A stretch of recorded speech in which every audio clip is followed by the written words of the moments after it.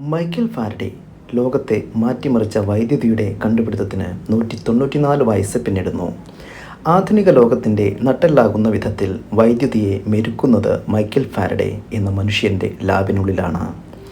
ശാസ്ത്രജ്ഞർക്ക് മാത്രം കുറഞ്ഞ അളവിൽ ലഭ്യമാകുമായിരുന്ന, കുറഞ്ഞ അളവിൽ തന്നെ ഉപയോഗിക്കാൻ ഒരുപാട് ചിലവുണ്ടായിരുന്ന വൈദ്യുതിയെ വലിയ തോതിൽ ഉൽപ്പാദിപ്പിക്കാനും വിതരണം ചെയ്യാനും കഴിഞ്ഞത് ഫാരഡെ കണ്ടെത്തിയ ഡൈനാമോയുടെ സാധ്യതകളിൽ നിന്നായിരുന്നു. ഒരു വീട്ടമ്മയുടെയും ഇരുമ്പ് പണിക്കാരൻ്റെയും മകനായി ദാരിദ്ര്യത്തിൽ ജനിച്ച ഇദ്ദേഹം വിലയേറിയ സംഭാവനകൾ നൽകി ലോകത്തെ മാറ്റിമറിച്ചു. ഇംഗ്ലണ്ടിൽ 1791 സെപ്റ്റംബർ 22-നാണ് മൈക്കൽ ഫാരഡെയുടെ ജനനം. സ്കൂൾ വിദ്യാഭ്യാസത്തിൽ നിന്ന് എഴുത്തും വായനയും കുറച്ച് കണക്കും മാത്രമാണ് ഫാരഡെയ്ക്ക് കിട്ടിയത്. ഫാരഡെ 13-ാം വയസ്സിൽ ശമ്പളമില്ലാതെ ഒരു ബുക്ക് വിൽപ്പനക്കാരൻ്റെ കീഴിൽ ജോലി പരിശീലനം തുടങ്ങി. അക്കാലത്ത് പത്രങ്ങൾക്ക് കനത്ത വില ആയിരുന്നതുകൊണ്ട് ആളുകൾ പത്രം മണിക്കൂർ വാടകയ്ക്ക് എടുത്ത് വായിക്കേണ്ടിയിരുന്നു. അങ്ങനെ പത്രങ്ങൾ വാടകയ്ക്ക് എടുക്കുന്നവർക്ക് എത്തിക്കുകയും സമയത്ത് തിരികെ വാങ്ങുകയുമായിരുന്നു ഫാരഡെയുടെ ആദ്യത്തെ ജോലി. പിന്നീട് പുസ്തകങ്ങൾ ബൈൻഡ് ചെയ്യുന്ന ജോലിയിലേക്കും ഫാരഡെ പ്രവേശിച്ചു. ഈ ജോലി പരിശീലന കാലത്താണ് പുസ്തകങ്ങൾ ധാരാളമായി വായിക്കാനും സയൻസിൽ ആദ്യം കൗതുകവും പിന്നീട് അറിവും വികസിപ്പിക്കാനും ഫാരഡെയ്ക്ക് സാധിച്ചത്. എൻസൈക്ലോപീഡിയ ബ്രിട്ടാനിക്കയിൽ നിന്ന് വൈദ്യുതിയെപ്പറ്റിയും ജെയിൻ മാർസെറ്റ് എന്ന എഴുത്തുകാരിയുടെ രസതന്ത്രത്തെ പറ്റിയുള്ള സംഭാഷണങ്ങൾ എന്ന പുസ്തകത്തിൽ നിന്ന് രസതന്ത്രത്തെ പറ്റിയും ഫാരഡെ പരിചയപ്പെട്ടു. പുസ്തകങ്ങളിൽ വായിച്ചതൊന്നും അപ്പടി വിഴുങ്ങാൻ ഇഷ്ടപ്പെടാതിരുന്ന ഫാരഡെ തൻ്റേതായ നിലയിൽ വായിച്ചതെല്ലാം പരീക്ഷണങ്ങളിലൂടെ വിലയിരുത്തിക്കൊണ്ടുമിരുന്നു.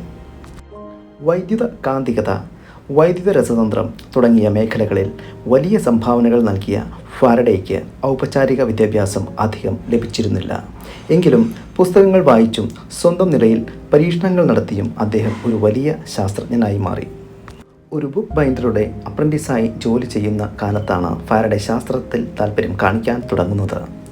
അക്കാലത്ത് വായിച്ച പുസ്തകങ്ങളും ശാസ്ത്ര പ്രഭാഷണങ്ങളിൽ പങ്കെടുത്തതും അദ്ദേഹത്തിൻ്റെ ജീവിതത്തിൽ വഴിത്തിരിവായി. പ്രശസ്ത ശാസ്ത്രജ്ഞനായ ഹംഫ്രി ഡേവിയുടെ ലാബ് അസിസ്റ്റൻ്റായി ജോലിയിൽ പ്രവേശിച്ചതോടെ അദ്ദേഹത്തിൻ്റെ ശാസ്ത്രജീവിതം ആരംഭിച്ചു. പ്രധാന കണ്ടുപിടുത്തങ്ങൾ: വൈദ്യുത കാന്തിക പ്രേരണ, അതായത് ഇലക്ട്രോമാഗ്നറ്റിക് ഇൻഡക്ഷൻ. ഫാരഡെയുടെ ഏറ്റവും വലിയ കണ്ടുപിടുത്തമാണിത്. 1831 ആഗസ്റ്റ് 29-ന് അദ്ദേഹം ഒരു പരീക്ഷണം നടത്തി. ഒരു കാന്തം കമ്പിച്ചുരുളിനകത്തേക്ക് ചലിപ്പിച്ചപ്പോൾ കമ്പിയിൽ വൈദ്യുതി ഉണ്ടാവുന്നതായി അദ്ദേഹം കണ്ടെത്തി. ഈ പ്രതിഭാസമാണ് വൈദ്യുത കാന്തിക പ്രേരണ, അതായത് ഇലക്ട്രോമാഗ്നറ്റിക് ഇൻഡക്ഷൻ. ഈ തത്വമാണ് ഇലക്ട്രിക് ജനറേറ്ററുകളുടെയും ട്രാൻസ്ഫോമറുകളുടെയും പ്രവർത്തനത്തിന് അടിസ്ഥാനം. ഇന്ന് നമ്മൾ ഉപയോഗിക്കുന്ന വൈദ്യുതിയുടെ ഉൽപ്പാദനത്തിനും വിതരണത്തിനും ഈ തത്വമാണ് ഉപയോഗിക്കുന്നത്. അടുത്തത് ഇലക്ട്രിക് മോട്ടോർ. ഒരു കാന്തിക ക്ഷേത്രത്തിൽ വൈദ്യുതി പ്രവഹിക്കുന്ന ഒരു കമ്പിക്ക് ചലനം ഉണ്ടാകുന്നു എന്ന് അദ്ദേഹം കണ്ടെത്തി. ഈ തത്വത്തിൻ്റെ അടിസ്ഥാനത്തിലാണ് ആദ്യത്തെ ഇലക്ട്രിക് മോട്ടോർ അദ്ദേഹം നിർമ്മിച്ചത്. വൈദ്യുത രസതന്ത്രം, ഇലക്ട്രോലൈസിസ് നിയമങ്ങൾ ആവിഷ്കരിച്ചതിലൂടെ അദ്ദേഹം വൈദ്യുത രസതന്ത്രം എന്ന പുതിയൊരു ശാസ്ത്രശാഖയ്ക്ക് രൂപം നൽകി. ബെൻസീൻ, ഒരു കാർബണിക സംയുക്തമായ ബെൻസീന് അദ്ദേഹം ആദ്യമായി വേർതിരിച്ചെടുത്തു. ഫാരഡെ കോഡ് അല്ലെങ്കിൽ ഫാരഡെ കേജ് എന്നറിയപ്പെടുന്ന വൈദ്യുത മണ്ഡലങ്ങളെ തടഞ്ഞു നിർത്താൻ കഴിവുള്ള ഒരു സംവിധാനമാണിത്. ഇടിമിന്നലിൽ നിന്ന് സംരക്ഷണം നൽകാൻ കെട്ടിടങ്ങളിൽ ഇതുപയോഗിക്കുന്നു. ഫാരഡെയുടെ ഈ കണ്ടുപിടുത്തങ്ങൾ ഭൗതികശാസ്ത്രത്തിനും സാങ്കേതിക വിദ്യയ്ക്കും പുതിയൊരു ദിശാബോധം നൽകി. അദ്ദേഹത്തിൻ്റെ സംഭാവനകളാണ് ആധുനിക വൈദ്യുതി യുഗത്തിന് തുടക്കമിട്ടതെന്ന് പറയാം. തുടർച്ചയായ വൈദ്യുതിയെ ചലനമാക്കാനും തുടർച്ചയായി ചലനത്തെ വൈദ്യുതിയാക്കാനും, വൈദ്യുതി എന്നാൽ മോട്ടോർ, ചലനം എന്നാൽ ജനറേറ്റർ. ഈ ഉപകരണങ്ങൾ കണ്ടുപിടിക്കുക മാത്രമല്ല, ഇവ എങ്ങനെ പ്രവർത്തിക്കുന്നു എന്നതിൻ്റെ സയൻസ് എന്ത് എന്ന് വിശദമായി അന്വേഷിക്കുകയും ചെയ്തു ഫാരഡെ.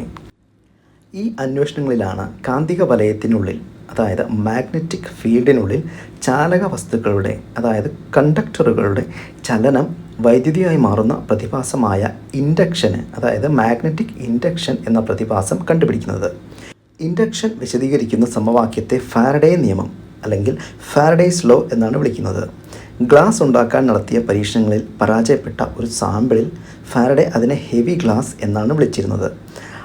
അതിൽ നിന്നാണ് ആദ്യം ഡയാമാഗ്നറ്റിസം നിരീക്ഷിച്ചത് എന്നത് ചരിത്രത്തിലെ ഒരു കൗതുകമാകുന്നു.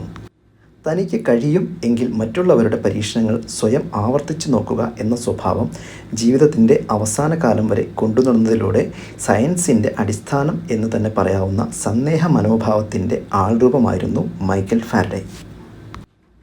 1862 71 വയസ്സ് തികയുമ്പോഴേക്കും തൻ്റെ അധ്യാപനവും പരീക്ഷണവും ഔദ്യോഗികമായി ഫാരഡെ അവസാനിപ്പിച്ചു.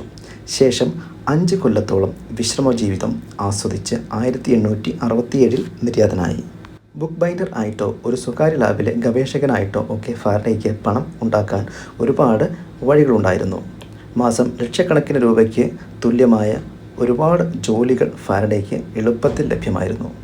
പക്ഷേ ആ സാധ്യതകളെല്ലാം ഉപേക്ഷിച്ച് തൻ്റെ മനസ്സും ശരീരവും സയൻസിനും സമൂഹത്തിനും വേണ്ടി ഒഴിഞ്ഞുവെച്ച ഒരാളായിരുന്നു മൈക്കൽ ഫാരഡെ.